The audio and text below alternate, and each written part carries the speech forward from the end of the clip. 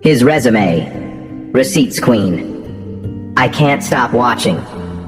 Maya turned to Patricia. Patricia Wong, assistant manager, employee ID 4203, annual salary $61,000, 19 guest complaints in 6 months, 7 failed mystery shopper evaluations out of 8 attempts. Patricia's breathing became shallow. She'd known about some complaints, but 19? She'd assumed most guest dissatisfaction was due to unrealistic expectations or isolated incidents. Your diversity training has been overdue by 8 months, Maya continued. Your customer service certification expired last year and hasn't been renewed. 4 disciplinary actions are documented in your file for inappropriate guest treatment. She clicked to the next slide. The pattern here isn't isolated incidents or personality conflicts. This is systematic discrimination that has created a hostile environment for guests and employees alike. Maya walked closer to the counter, her voice remaining calm but carrying unmistakable authority. When I acquired Sterling Hotel Group 6 months ago, this Chicago location was flagged as our highest risk property for discrimination lawsuits. Our legal department estimated potential damages at $2.3 million from pending cases. Derek tried to interrupt. Ma'am, surely those numbers are inflated. 3 federal cases are moving forward, Maya continued without acknowledging his interruption. Our attorneys estimate settlement costs could reach $5.7 million if we lose. That's assuming no additional cases are filed.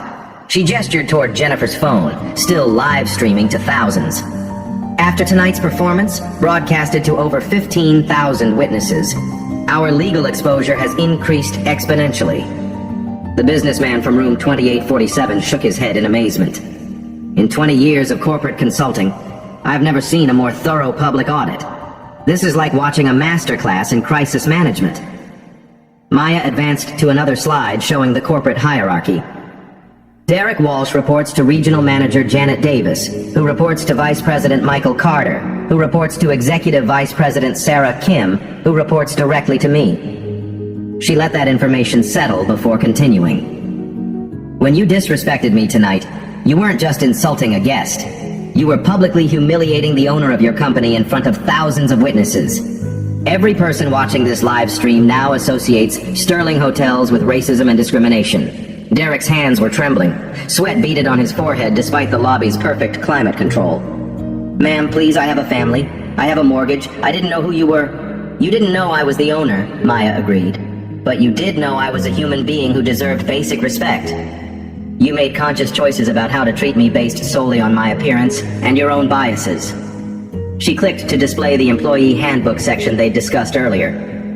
Section 14.3 is very clear about discriminatory behavior. Immediate termination without severance, plus personal legal liability for reputational damages. Maya closed her laptop and walked to the center of the lobby, positioning herself where everyone could see her clearly. The crystal chandeliers cast dramatic shadows, and for a moment, she looked less like a tired traveler and more like the Fortune 500 CEO she actually was. Derek Walsh, Patricia Wong, you have 3 choices, and I need your decisions immediately. She held up one finger. Choice 1, immediate resignation. You leave quietly tonight. I provide neutral employment references that don't mention this incident. You keep whatever professional reputation you have left. 2 fingers. Choice 2, termination for cause. This incident goes on your permanent employment record. No references from Sterling Hotels. Possible civil litigation for the brand damage you've caused. Future employers will see discrimination-related termination when they call for references. 3 fingers. Choice 3, corporate investigation. Full human resources review that takes 3 to 6 months. Media attention. Legal depositions. Your names are permanently attached to this incident in public records and news articles. The lobby fell completely silent. Even Jennifer's live stream chat seemed to pause as viewers waited for the response. You have 60 seconds to decide, Maya announced, checking her phone. I have 3 more Sterling properties to visit tonight for similar audits, and I don't have time for extended deliberations. Derek's voice cracked when he finally spoke. Ma'am, surely there's some middle ground. Some way to handle this privately. I've been with the company for 3 years. I've worked holidays, overtime, covered for other managers. Maya pulled out a thick folder from her portfolio.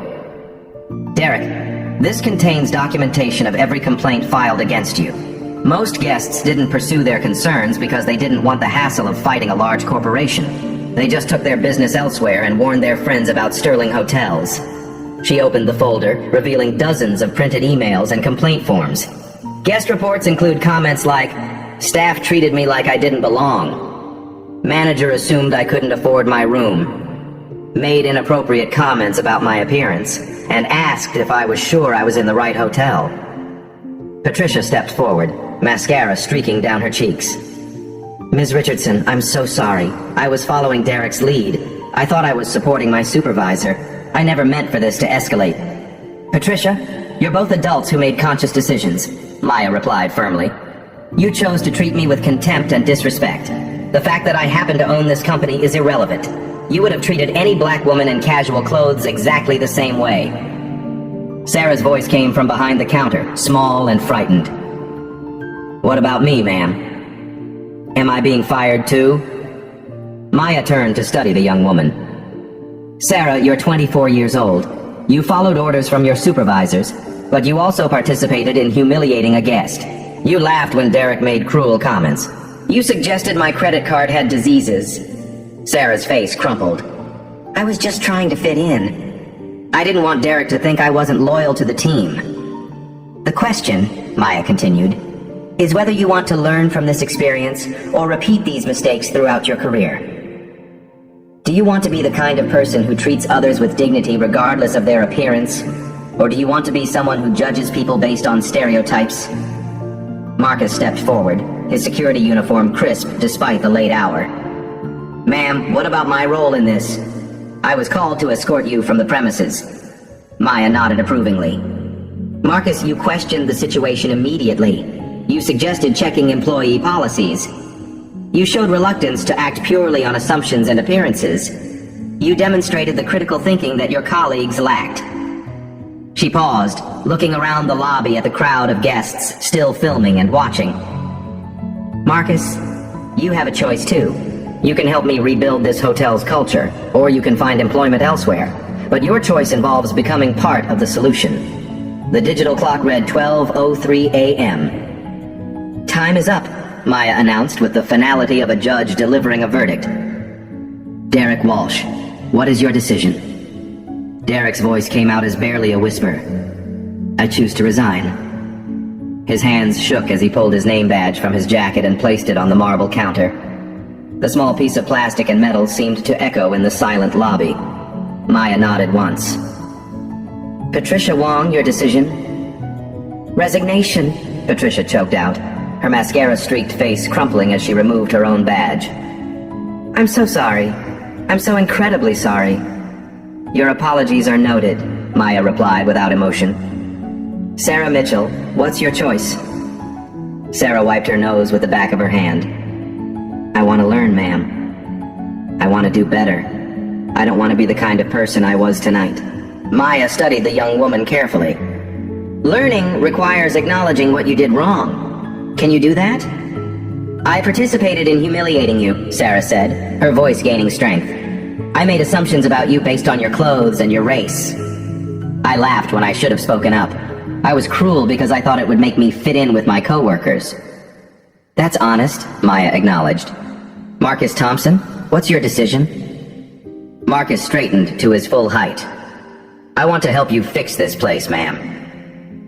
What happened tonight should never happen to anyone, anywhere, ever again."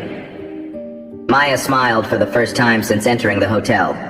It transformed her entire face, revealing the warmth that had been hidden beneath layers of exhaustion and professional composure.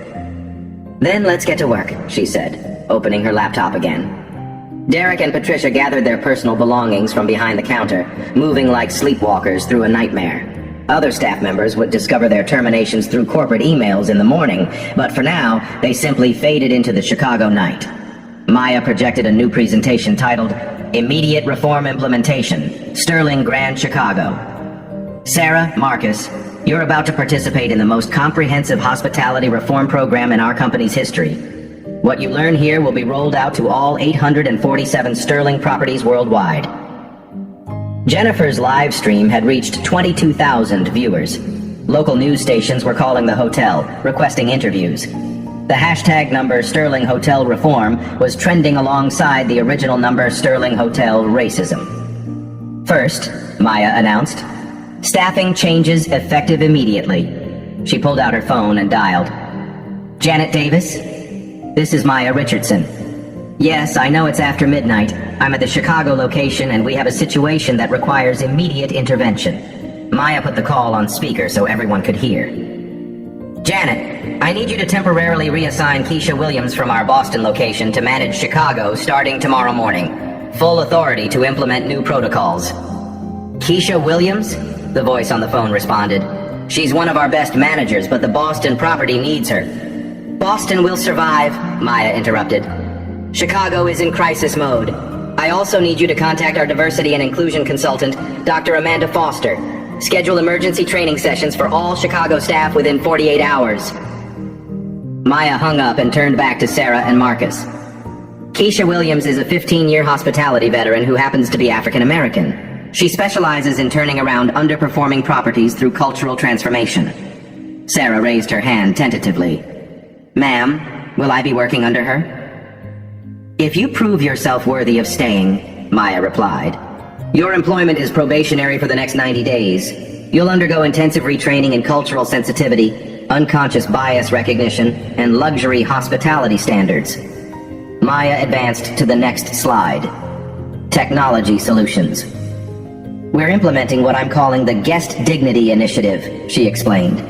Every guest interaction will be monitored through a new mobile application that tracks satisfaction in real time. She showed them a prototype on her phone. Guests can report discrimination instantly through QR codes posted throughout the hotel.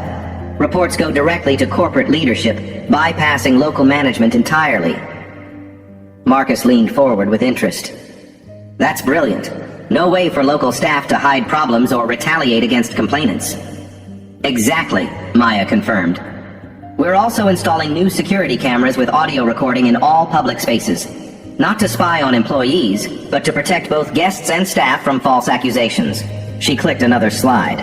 Staff accountability measures. Every employee will complete monthly unconscious bias training. Guest satisfaction scores will be tied directly to performance reviews and salary increases. Discrimination complaints will trigger immediate investigation by external consultants. Maya paused her presentation and looked directly at the guests who were still watching from the lobby seating area. To everyone who witnessed tonight's events, I want you to know that this is not representative of Sterling Hotel Group's values or standards. The businessman from room 2847 stood up. Ma'am, I've stayed at Sterling Properties for years. This is the first time I've seen anything like this, but I'm impressed by your immediate response. An elderly woman in a silk evening dress spoke up. I feel terrible that we just sat here and watched. We should have said something. Maya nodded thoughtfully. Part of our new Guest Dignity Initiative includes bystander intervention training for staff and guests. We'll provide resources for people who witness discrimination, helping them understand how to safely intervene or report incidents. She returned to her presentation. Community accountability. Sterling Grand Chicago will partner with local civil rights organizations to establish an external oversight board. Community leaders will conduct quarterly reviews of our practices and policies. Maya pulled out a business card and handed it to Jennifer, who was still live streaming. This is Dr. Patricia Henderson from the Chicago Urban League. She'll be our community liaison, ensuring that our reforms have real accountability beyond corporate promises. Jennifer looked at the card and then back at Maya. Can I ask you something on camera? Of course. How do you not hate them? How do you stay so calm after being treated like that? Maya considered the question carefully. Hatred is exhausting. Revenge is temporary. But systematic change, that's permanent. I'd rather spend my energy ensuring no one else experiences what I experienced tonight. She gestured toward Sarah and Marcus. These two chose to learn and grow. Derek and Patricia chose to leave. Both responses tell me our reforms are necessary and possible. Maya checked her phone. It's now 12:15 a.m. Sarah, your shift officially ended 15 minutes ago, but I'd like you to stay for another hour to begin your retraining process. Yes, ma'am, Sarah replied immediately. Marcus, I need you to escort Derek and Patricia from the premises and ensure they return their keycards and access badges. Then we'll discuss your new role in guest relations. Marcus nodded. Understood. Maya addressed the remaining lobby guests. The penthouse suite is finally available for check-in, but frankly, after tonight's events, I think I'll sleep better knowing that real change is already beginning. She closed her laptop and looked around the transformed lobby. The same crystal chandeliers hung overhead. The same marble floors reflected the light, but everything felt different now. Sarah, Maya said, tell me about the Guest Dignity Initiative we just outlined. What does it mean to you? Sarah straightened her shoulders. It means that every guest who walks through these doors deserves respect regardless of what they look like or how much money we think they have. It means that our job is to make people feel welcome, not to judge them. And if you see another employee treating a guest poorly, I will report it immediately. I don't laugh along or stay silent. I have a responsibility to protect our guests and our hotel's reputation. Maya smiled again. That's exactly right. Marcus, what's your understanding of your new role? I'm not just security anymore, Marcus replied. I'm guest advocacy. My job is to ensure that everyone feels safe and respected in this hotel and to intervene when they don't. Maya nodded approvingly. Excellent. Both of you just demonstrated more leadership than Derek and Patricia showed in their combined years of employment. Jennifer lowered her phone for the first time in over an hour. Ms. Richardson, can I just say that watching you handle this situation has been incredible? You could have destroyed those people, but instead you gave them choices. You could have screamed and threatened lawsuits, but instead you implemented solutions. Jennifer, what's your last name? Maya asked. Kim. Jennifer Kim. Jennifer Kim, would you be interested in a job in our corporate communications department? We need people who understand the power of social media and authentic storytelling. Jennifer's mouth fell open. Are you serious? I'm always serious about talent acquisition, Maya replied. Email me your resume tomorrow. The lobby had transformed from a site of discrimination into a classroom for change. The same physical space now hummed with possibility instead of hostility. Maya finally headed toward the elevators, her worn messenger bag slung over her shoulder. Sarah, Marcus, I'll see you both tomorrow morning at 8 a.m. for your first reform training session. Get some rest. Tomorrow we begin rebuilding this hotel's soul. As the elevator doors closed, Maya allowed herself a moment of satisfaction. The penthouse suite was waiting, but more importantly, real change was beginning. 3 months later, Sterling Grand Chicago displayed a 4.6-star rating. Sarah Mitchell wore a supervisor uniform, greeting guests with genuine warmth.